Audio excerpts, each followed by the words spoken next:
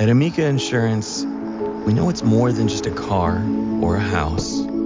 It's the four wheels that get you where you're going and the four walls that welcome you home.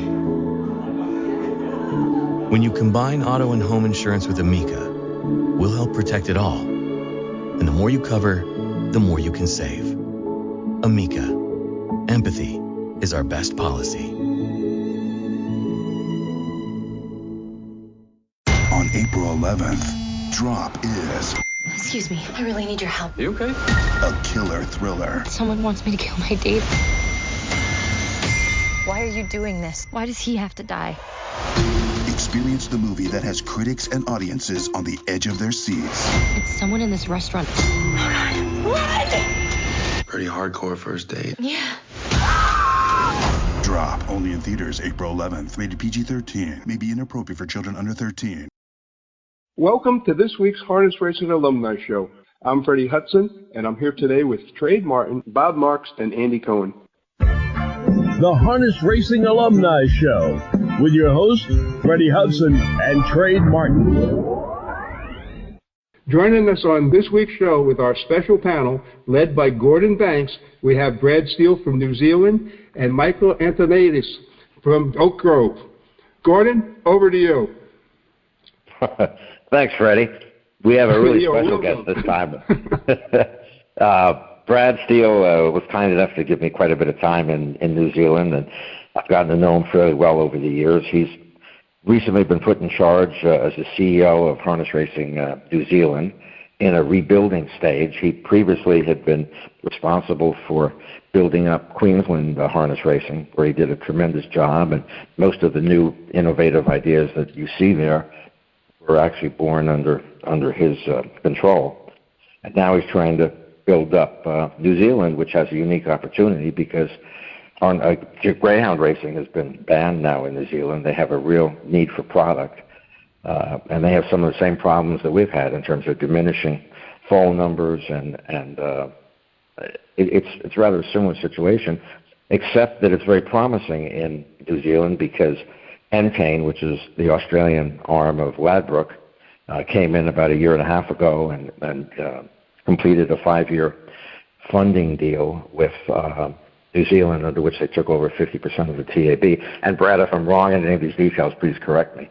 But I believe that's what's happened, and Brad was put in to try to make certain that the product would be there to support Entain and return New Zealand to where it once was. So with that introduction, Brad, welcome.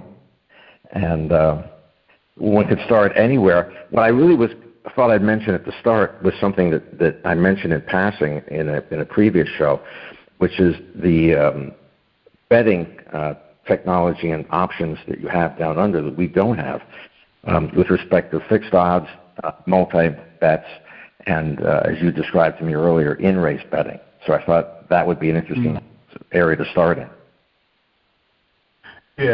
Yes, and great to be part of your program today, and thank you for the invitation. And you're right, in New Zealand we're really fortunate to have a wagering partner like Entain, who's brought a lot of innovation to the putters in New Zealand. We've got a number of different bets, and I guess typically when you look at Australasian betting, the biggest pools are fixed odds and your parimutuel.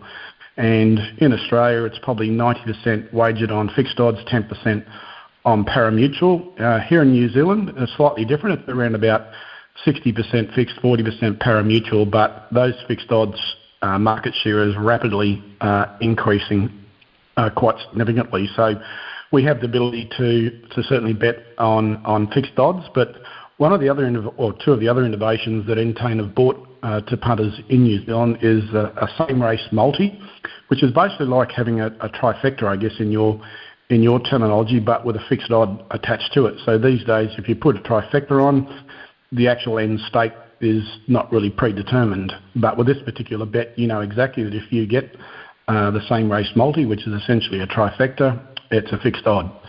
But you Brad, let me interrupt 1 second, because I think what you're calling a trifecta is not what we think of as a trifecta. Are you describing where you would pick winners in 3 multiple races, for example? So a trifecta is just one race, and you pick first, second, and third. Okay, no, you are using the same terminology. Okay, I wasn't sure. Okay, no problem. Yeah, so that's okay. Yeah, look, and I'll probably stuff up a few terminologies where we're a little bit differently, but certainly. So a trifecta is the ability to pick first, second, and third. So with a same race multi, it's basically a trifecta bet, but you get fixed odds. So you know exactly how much you're going to win if you're able to select those 3 horses to run in those 3 places. In addition to that, we also have a race-to-race multi where you could pick 4, 5, 6 horses to either win or run a place, and know exactly how much you're going to win if all of those horses either win or run a place as you've bet. So what it does is it significantly increases the prize pool for a punter, and that's what's really attracting him. And Gordon, you touched on one earlier, is the ability for punters to bet during the run. So certainly punters in Australasia now through Entain or through Ladbrokes have the ability to get on and have a bet halfway through a race, for example. So you've got the ability, if you've got a horse that's leading and you think it's probably the one to beat, you can go and put a bet on. Obviously, the closer the race is to finishing, the lesser the odds become, and at some stage they stop wagering from being able to be placed. Yeah, that's all completely different from what we have here. And I think recently I was watching the racing one day, and I think somebody bet a very small amount of money, and on the multi came back with $200,000 in New Zealand. Yeah, I think and that's the kind of return you can have. Exactly right. And I think that was a race-to-race multi where a number of combinations came home, and that punter, I think they invested $100 and collected over $200,000. So that's the power and the interest that punters have in these race-to-race multis or same-race multi, where basically you're betting to win a larger amount of money than what you traditionally would under the normal sort of criteria of trifecta wagering. Yeah, which is one of the ways to try to. Yeah. Hey, Brad. Fred here. Do they still have bookies at the track in New Zealand? No, Fred. Bookmakers haven't been on track in New Zealand for many, many years. That's probably more so in Australia these days, even though the number of bookmakers on track have diminished. And obviously the appeal to betting with a bookmaker on course is it's all fixed odds, which is basically what the corporates can now provide you through an online service. But we have no on-course bookmakers in New Zealand. Okay, thank you. Michael here. Welcome, Brad. Could I ask you, what are the odds if you're betting to win through the pari-mutuel in New Zealand, and also what are the takeout, not the odds, what is the takeout on the pari-mutuel, and what is the takeout on the fixed odds? Yeah, it's something that they haven't actually provided us with that information just yet, Michael, to be perfectly honest. So I think that I've only been in the role for 8 months, so I'm not privy to that information just at this stage. So probably something I'm going to have to take on notice and certainly feedback to you, but it's a good question. Okay, sir. Oh, no, go ahead, Michael. I mean, there's nobody, Brad, that's a bigger expert on pari-mutuel wagering in the States, on harness racing and thoroughbred racing than Michael. So, ask away, Michael. Well, the reason I ask is the reason betting shifts through the fixed odds warrant exchange is that the pari-mutuel system, as far as when a odds-on horse wins, is completely flawed. So to give you an example, if you have 17%, which in the United States is pretty standard win odds, some are less, some are more, but let's take 17% for an example. If you have an even money before takeout, in other words, let's say half the money is bet on one horse and he wins, so he should pay $4 before takeout. So if you take 17%, that's 51 cents, so now you knock down $4 to $3.49, and then breakage at most tracks knocks it down to $3.40. I think my math is right. So you're supposed to get $100 back, and you end up getting my math was wrong. 17% of $4 is 68 cents. So it knocks it down to $3.32, and breakage brings it down to $3.20. So you're supposed to get $100 back if you bet a $100 bet, but what you end up getting back is $160 or $60 profit instead of $100. So realistically, that's a 40% takeout. Now, why is that? Takeout, yeah. Because you're taking 17% out of my $100 bet also. So that's flawed, and that's been flawed for 100 years. Now, the betting exchange, if Gordon and I make a bet and he bets the horse and I lay the horse and Gordon wins, he gets back $200, of which he only has to pay 17% of the $100 he won. So that's 17 cents, $4 knocks it down to $3.83. And now you see why the betting exchange, when it was operating at Betfair, is so enormous, because the lay is between $3.20 and $3.83. So there's lots of room for both sides to converge there. And that's why the fixed odds, especially the more favorites you have, is getting an extraordinary uptick, and the pari-mutuel, because it's a flawed system, constantly goes down. Well, why have we been unable to get fixed odds in the States, Michael? Well, Betfair tried it. Betfair actually owned TVG. It's now Flutter, but they tried it with a 12% takeout. Now, in Europe, in Betfair, which was basically sports, they bet billions of dollars in horse racing also, had a takeout between 2 and 5% on your commissions, depending what your volume it was through Betfair. Now, when the Meadowlands tried it, they tried it at 12%. I think they tried it at Monmouth also. And it's a little high. But even at 10%, Gordon and Brad, Bob and Freddie, that you can knock down at 10%, that goes from $4 to $3.60. So you can imagine if your bettors that were betting that horse that were getting $3.20 were getting $3.60 instead, there'd be a lot of enthusiasm. And, of course, a gigantic range on a betting exchange between $3.20 and $3.60 for the lay and the take. So all the efficiency is on the fixed odds. And the pari-mutuel is just an archaic system, and trying to explain it to somebody, and they don't really grasp it, because the majority of people that work in our industry don't have a big gambling acumen to understand that. So well, I think a lot of it. And when you I was just going to say, go ahead. I'm sorry. Go ahead. Pari-mutuel, like Gulfstream, I'll be done in 15 seconds.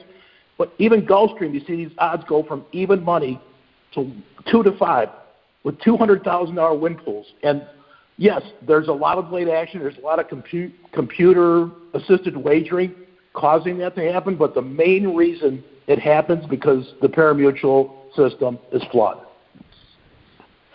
Yeah, and I think the average, I mean, for me, if I were betting fixed odds, it's just a common sense reaction to the fact that I know what I'm going to get. And I like that. If I think the horse is worth 5 to 1 and I can get 5 to 1, I'll take 5 to 1. But in the pari-mutuel system, you don't know what you're going to get, especially nowadays, as you said, in the States, because we had a horse the other day go off. As the race started, it was 10 seconds after the race started, the horse was even money. When the race was over, the horse went off a 1 to 5. And that's killing bait. That's killing betting. And you can't bet. Fixed odds, you know what you're going to get. And personally, I love that. But I don't want to waste Brad's time, because I think the wagering part's really interesting for us. But I think for Brad, perhaps it would be interesting to hear of his perspective of what the problems are in New Zealand and what he thinks are the right solutions for them, because they're relevant to our problems and perhaps to our solutions as well. Hear, hear? Yeah, sure. Yeah, sure, gentlemen. And look, I guess the opportunities that I saw here in New Zealand is we actually have an outstanding racing product. We just need to tell more people about, how good our racing product is. So fundamentally, there's nothing actually wrong with our product. It's how we're not promoting it. The opportunity to provide better on-course experiences for people when they come to the races. And the way I describe it is this is the proposition that, harness racing, typically it's probably internationally, provides on-course patrons with today. Now, generally speaking, a race card will run for about 4 hours. And let's say, for example, there's horses out on the track and there's a race on.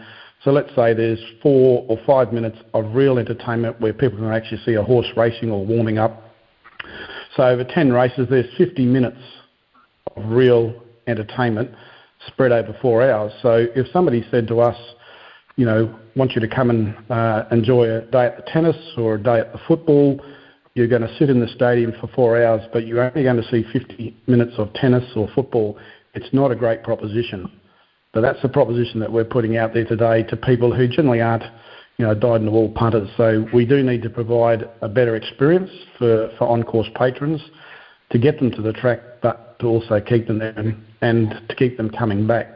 So we're working through with our clubs on how we can do that. We've got a good mix of clubs that attract extraordinary crowds, and we've got others that aren't quite there at this stage. The other opportunity for New Zealand is our breeding. It's been in decline for 3 decades.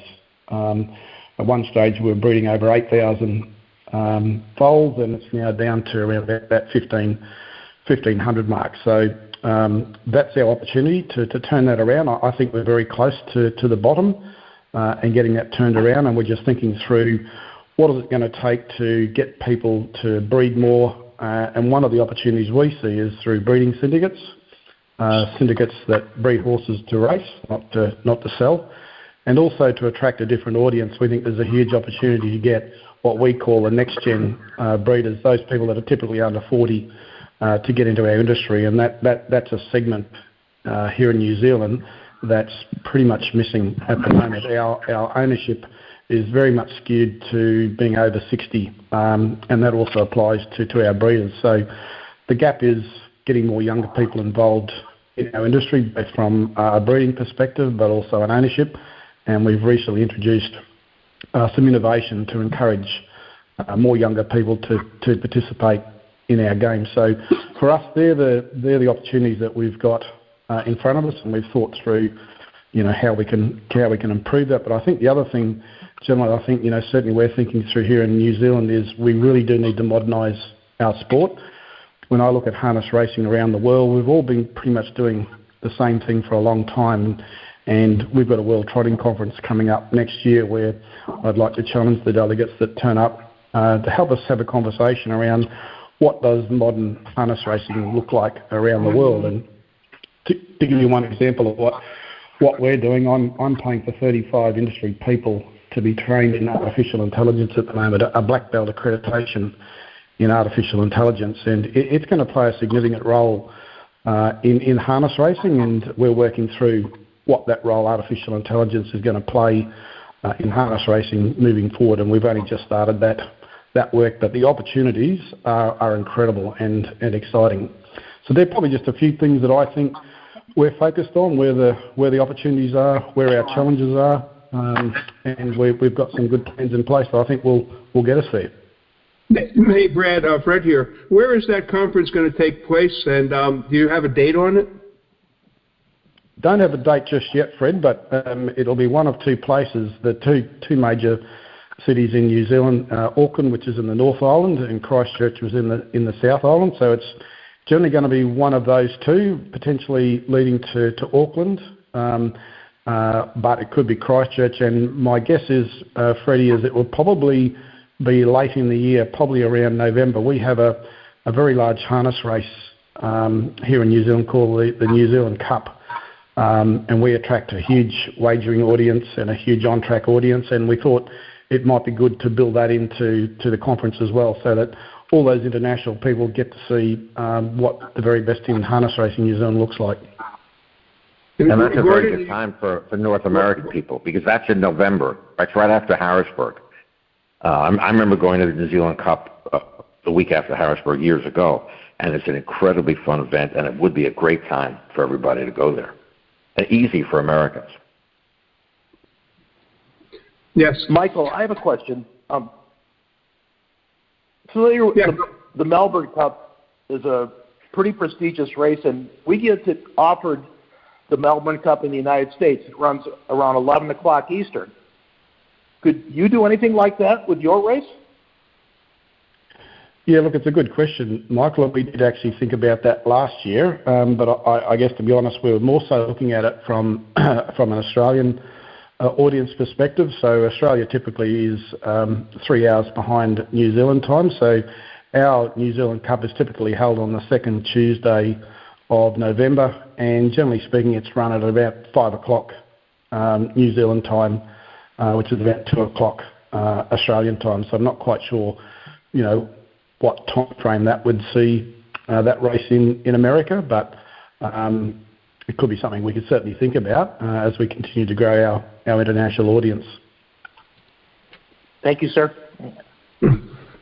Yeah, the time difference is an issue, and we talked about that just for a second when we were together in New Zealand about if you could have perhaps certain race meetings designed for the U.S. market that would start very early in the morning, and in cases where it wouldn't be aimed at Australia, that's probably much more feasible. Yeah. Yes. Hey, I have a question for you, Brad. What do you think about the tariffs that will be in effect now on bringing horses in from New Zealand and Australia to the U.S.? Do you think that's going to have any effect, or do we know anything about what the tariffs are going to be? No, I don't, Freddie. Certainly nothing that I'm aware of specifically. I would be surprised if a tariff is placed on it. Fortunately or unfortunately, depending on the way it is, we do obviously export a number of horses to America, but our largest export market is Australia by a long way, and then China to a lesser extent. So if that tariff was brought in, I don't think it will have a material impact. And I certainly know from Harness Racing New Zealand's perspective, we obviously wouldn't be looking to return fire with our own set of tariffs. Yeah, exactly. Yeah, but actually, the way that people are afraid of it being applied would probably have an impact, Brad, because the fear would be that you buy a horse down under for $100,000, and when it lands in the States and goes through customs, the buyer could be charged a 25% tariff on that. If that happened, that may not happen. If that happened, that would have an impact. That's a big amount. It certainly would have an impact on the buyer, Gordon, in America. Yeah. Absolutely. I guess. Look, it's both a threat and an opportunity. So obviously, one of the challenges that we've got here in New Zealand is because our product, our racing product, is so good. We export probably about 30% of the horses that we breed typically to Australia. So if that export market slowed down, that would mean that we would actually have more horses staying in New Zealand and racing, which feeds directly into field sizes, which feeds directly into the wagering. We know that the bigger the field size here in New Zealand, the more people wager on it. So whilst it would be a negative certainly for the end user in the States, it actually would be a positive to a certain extent here in New Zealand. But obviously the negative for New Zealand would be that owner obviously wouldn't get to pocket a nice sum of money through the sale of that horse. Sure. But your problems are so similar, especially the environment in New Zealand. I found amazing, where there's such a culture of horse racing. People really love it, and it's very akin in America to what you see in Ohio and perhaps Kentucky. The rest of America is a little bit less that way, but you have a real good chance because of that real enthusiasm for racing there.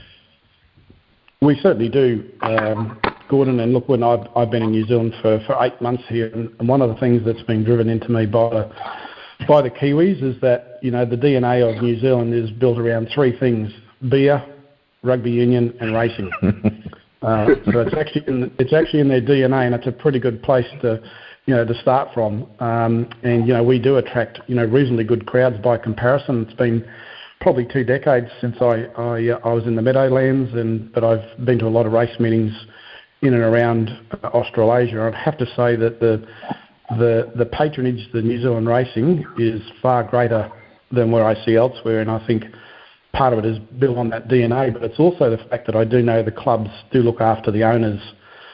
Each of the clubs have an owner's room where they provide hospitality, and I know the owners, look to be involved in that anytime their horse races. So I do tend to see a lot more owners attending race meetings in New Zealand than what I've observed elsewhere. Hey, Brad, could you explain the club system? Of course, we don't have a club system here in the U.S., so for our audience. Yeah, we have 39 clubs here in New Zealand. They're all incorporated societies. They all operate under their own rules and regulations, but they all have to comply with the New Zealand Harness Racing rules and regulations. It's sort of like a dotted line accountability through to Harness Racing New Zealand, but they each operate their own individual business, but they are supported by Harness Racing New Zealand. We provide them with funding to help them put on the race meetings, but it's also up to the clubs then to generate additional revenue to make sure that they can trade at a profitable level. So each club is its own business with an own set of directors, but certainly Harness Racing New Zealand is the controlling body over those 39 clubs. Typically our clubs are made up of volunteers. Just two of our clubs, our two metropolitan clubs, have paid board members. The rest of our clubs, committees or boards are all in a voluntary capacity. Do the clubs compete against each other? Yeah, look, there's definitely, Freddie, they're very competitive. There's no doubt about that because generally speaking, they want more race meetings, they want more prize money, they want more people on the track, and they guard their results very strongly. So they're incredibly protective, which can be interesting, but at the same time, it's a positive. They're very passionate about how they present their race courses and how passionate they are about making sure that, regardless of what age you are, there's something that will appeal to you on that track. And what I find is some of our race clubs that maybe only race once or twice a year have an incredibly passionate, engaging board. They know they only get one or two chances a year to attract a great audience and to make some money. So typically I went to a race meeting in right down the deep south of New Zealand a few months ago, and it's in a small township, and the township's got about 300 people.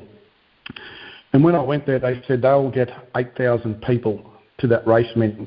So one race day a year, and I must admit I was a bit sceptical, but they did. They got over 8,000 people to a race meeting, which is probably a bit like a fair type race meeting in America. But generally 8,000 people, lots of young people, all age demographics, lots of fun activations the whole day, and it was just an incredible sight that a township of 200 or 300 people could draw in 8,000 people from all over New Zealand. How much did they wager total in that? Yeah, look, it was actually very strong, Gordon. So, I think it was strong. So it was 1.5 million was wagered on that meeting across New Zealand. So 1.5 million, and they race one day a year, and one day a year is probably about right for them. But they do an incredible job. There's lots of work that goes into it. They're incredibly passionate, and they get the results. How much incredible to turn up. I was wondering, how much is typically bet on the New Zealand Cup? New Zealand Cup last year, 7.4 million. That's on the New Zealand Cup meeting. On the race itself, over 2.4 million. So it's the biggest wagered race, single race in New Zealand. So higher than the thoroughbreds. So that New Zealand Cup is the largest single wagered race in New Zealand each year. You touched on something before when you talked about the syndications, and it's interesting because you're trying to connect the thoroughbred industry, where in America there's a big effort to sort of divide harness from thoroughbred. But what you are trying to utilize is the thoroughbred concept of of syndication, as you mentioned earlier. And that's not something, syndications that existed in the States are different. They're not in any way using the thoroughbred people, let alone, I mean, the stable is the closest, but we don't have a tie-in with the thoroughbreds. You're trying to get some of the top syndicators for the thoroughbreds to set up harness syndicates, and that's something that maybe we could be trying to do here too. Yeah, absolutely, Gordon. I think that's a huge opportunity here in New Zealand. We've got quite a large number of successful thoroughbred syndication companies, and we're working with them to provide them with a compelling proposition as to why they should actually stretch out and get into harness racing syndication. And for us, what's going to be important is for New Zealand to rapidly increase our ownership base in harness racing. And the one way to do that is to work with the thoroughbred syndication companies. They have the database. They already have a very large target base. They already have syndicates that understand racing. But there's also an affordability challenge with thoroughbreds as well. And I suspect that there's probably some people that are falling out the bottom of those thoroughbred syndications due to affordability. And I'd like them to fall straight into a harness racing syndication, which has lower cost. And yes, I understand there's an economy of scale from prize money, but I think there's a great opportunity to work with the thoroughbred syndication companies in New Zealand. At the end of the day, it's one equine. And at this stage, I'd be very surprised if we didn't have our first thoroughbred syndication company stretching out into harness racing at next year's yearling sales. Yeah, I think it's a great idea. Absolutely. We should try it here. Absolutely. Michael, do you want to wager in on that? I think all the things I hear are very good. Now, I'm a little unfamiliar with the exchange rate, but I just looked it up, and those are some pretty decent numbers. So I think you're going in the right direction from what I hear. Well, I can tell you, Brad did a hell of a job in Queensland because over the last 5 or 6 years, what became the preeminent jurisdiction in Australia was Queensland, sort of out of nowhere. And it's going to culminate this year in a tremendous meeting in July where they have the Inter-Dominion, they have the Blacks of Fake, they have, I guess Brad would know the total amount, but they have at least 5 or 6 really major races for significant money that will be going on at that time. Yeah, I think, Gordon, through the Winter Carnival in Queensland this year, which includes the Inter-Dominion, I think there's between $7 and $8 million in prize money that will be distributed over a 4-week period. And that carnival in Queensland, Australia, in their winter time is in an unchallenged area because it is the winter time. Most people don't like to race horses in winter time, but winter in Brisbane is like 25 degrees. I'm not quite sure Celsius in America, but it's quite pleasant. And so a lot of it's like Florida. Exactly, yeah. So very, very similar to Florida, but without the alligators.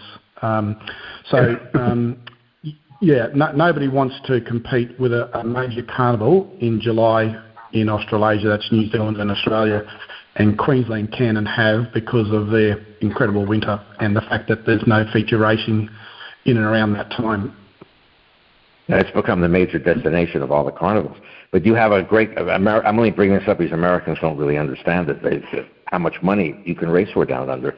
And I shouldn't say it because we race down under and I'm not looking to create new competition. But even in New Zealand, in I think it's April and May, between the North Island and the South Island, I imagine that you race for $3 to $4 million.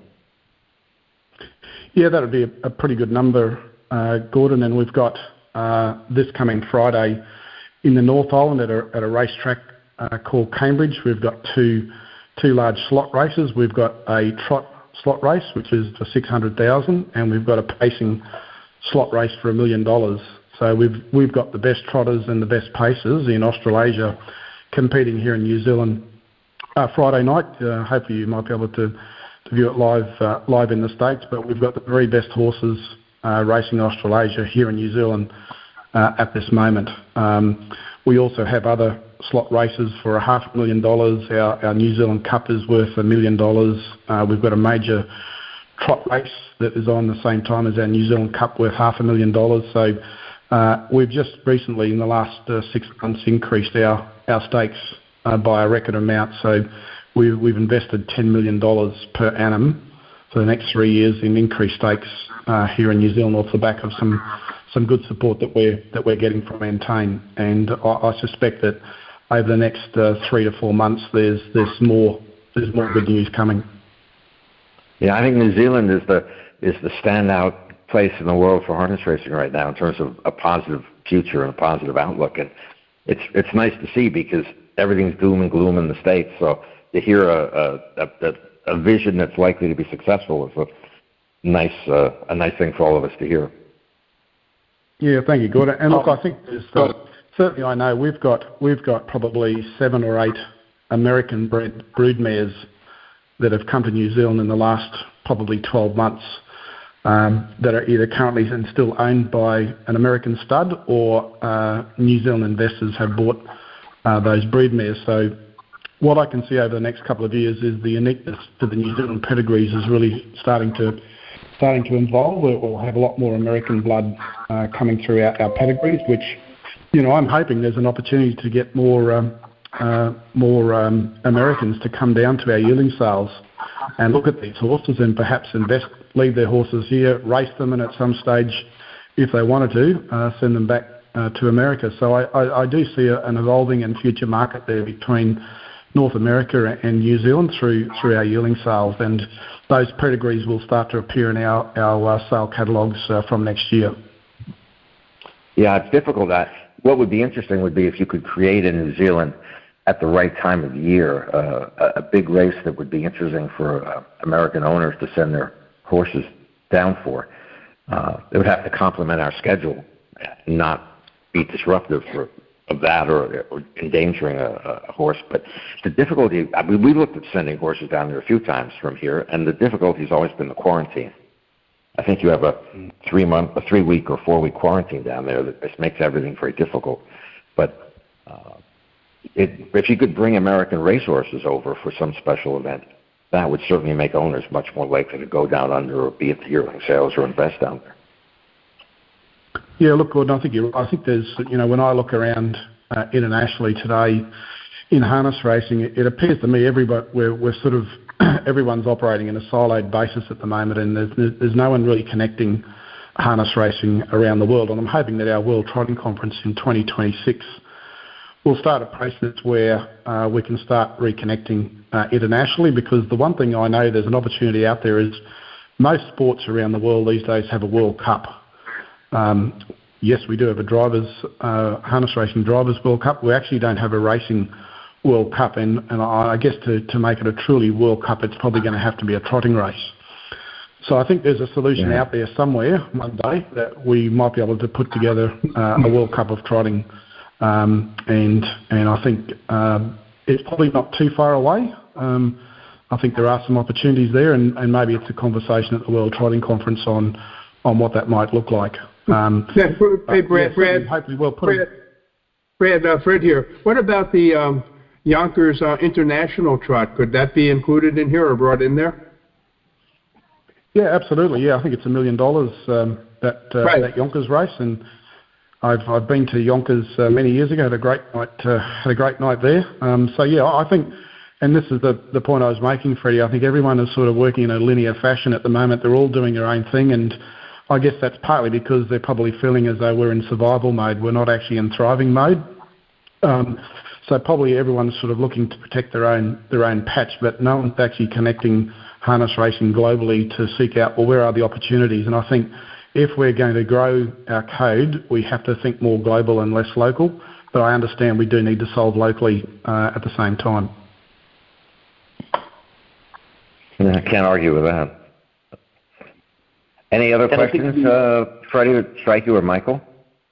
Yeah, I'd like to say that we need a race. Well, in North America, I think the last prestigious race of the year is probably the TVG in the Final Four, and then we really don't have anything happening until the Levy/Borgata late March or early April. So anything that can be done between that time, we need like blood, because we need to start creating interest earlier. This would certainly be a vehicle to do that. Yeah, and Michael, almost definitely the two best pacing horses in the world are down under, and they'll be in that race next week in Cambridge. But the two Australian champions are, I would say, better than any horses we have in North America. And I wouldn't even be surprised if the third and fourth best are as good as anything we have here. So we should go back at some point to some races in America. I don't know if you remember when Adol de Vivier, the French trotting champion, came over a long time ago to the Meadowlands, and it created a lot of publicity and a lot of interest. But he had a lot of personality, that horse, so he was a special horse. But certainly there should be some race every year that is international in the States. If they can organize New Zealand in a way that people can do it, should be there too, or perhaps just rotate. But there should be an international race that can create international pools and international visibility and international television of a level of the thoroughbreds. We need that as an industry, and there's that opportunity if people would work together. And hopefully in that conference, Brad, you'll have a chance to try to twist arms to do that. I actually really do think it's something that we need to have a conversation around, Gordon, and Michael, you've probably got more experience than me around this, but it appears to me that if we can create this truly global harness racing event, there's a very good chance you could probably get the World Pools interested in wagering on it. Now, the World Pools is owned by the Hong Kong Jockey Club, a huge amount of wagering, and I think if we could pull together an international event like that, I think we could almost convince the World Pools to operate on that particular race, which would probably, provide the largest ever wagering pool on a harness racing event. So I think the opportunities are there. We need to create it. We need to work together. We need to work out how we could collaboratively and collectively fund such an event. I think there is an opportunity there, and we will take full advantage of the World Trotting Conference to start that conversation, because I think it's something that really needs to be done to get more of a focus on harness racing globally, not just at the local levels. And I think that's the part for me that's missing at the moment. That's an opportunity that we can close. Yeah, Clay Horner couldn't make it today for this interview, which is too bad, because one of the major points that he's been trying to push is the need for not just a sort of a harness racing network, but a special collection of tracks that are big enough and have a big enough handle that you can create a show around those tracks and have proper timing like you do in New Zealand, Australia. If your races don't start on time, they get switched to TV7 or something, and there's a consequence to it. In America, there's no consequence, and it makes it hard for you to handle our product because we don't live up to our start times. But if you could come up with races between all of us, it, as you said, opens up a door that could be spectacular. And if you add that to the wagering initiatives that are available now technologically and in other ways, harness racing could have a new era. But there has to be a desire to do it and an openness to do it. And certainly, if you want assistance or connections in the States and there are ideas to discuss, any of us would be happy to help. I know Clay Horner would be happy to help. Obviously, you could speak to the USGA. The problem is, sad to say, that in the past, the USGA hasn't been exactly proactive or creative. But with the right push, maybe something could happen there, but if not, maybe one can work around them and get good things done if one has to. Yeah, I think you're right. I think we can get the right, if people can approach this with an open mind and a positive attitude and really think about what might be possible. I think for me that's the part that's probably missing internationally at the moment, is we're working too much in a linear fashion and not in a circular fashion, and we're not just maximising the great potential that harness racing has around the world. And I think if we get us all together, I'm sure we can come up with a much better solution than we are currently working on, at local level. So I can assure you we will take full advantage of hosting, the World Trotting Conference to make sure that the agenda is incredibly robust. We're probably not overly interested in looking through a rear vision mirror at historical data. It's for us, it's all about the future. And I think, we'll try and come up with a really constructive program of work that is focused on what people are doing that's working internationally, but more so how can we work together to create something more important for harness racing around the world, to get more eyeballs, more wagering and more participation. And I think once we do that, I think that's when we can really start to take some larger steps forward. Well, Brad, I'm going to need therapy after the show because I'm not used to a positive show. I'm not used to common sense and creativity and positivity. So I imagine Fred's about to say that this is all the time we can have for the show. But I got to say that I'm going right from here to the therapist because this is good news I'm not used to handling. You're right, Gordon. I'm going to say we're going to close the show out on a positive note tonight. Brad, thanks so much for giving us your insights. Brad, thank you so much for joining us. Michael, to you, thank you again for joining us. And Gordon, thank you for hosting the show this week. Pleasure. Okay, now over to Andy for this week's Keeping Pace update. Thanks, Freddie. For next week's Keeping Pace column, I'm going to talk a little bit about the concerns that some readers have expressed to me about the USTA rules relating to Nick Zurich and some of these other people who have been sanctioned by the USTA. There's some frustration that the USTA doesn't give enough guidance to folks when they have to deal with people who have been sanctioned. So I'm going to look a little bit closer into that. Also going to look a little bit into this concept of definitions and the way that the federal racing regulators define themselves as a private entity as opposed to a public entity. That's significant because of all the lawsuits going on. It's also significant because of the way the Trump administration is dealing with federal agencies. So it will be a packed Keeping Pace next Monday. Thanks, Freddie. Back to you. Thank you, Andy. The Harness Racing Alumni Show is the #1 harness racing podcast in North America and is listened to worldwide on multiple platforms, including Spreaker, iHeartRadio, USTrots.com, HarnessLink, Google Podcasts, and many others. To our audience, thanks for listening, and please join us again next week. The Harness Racing Alumni Show,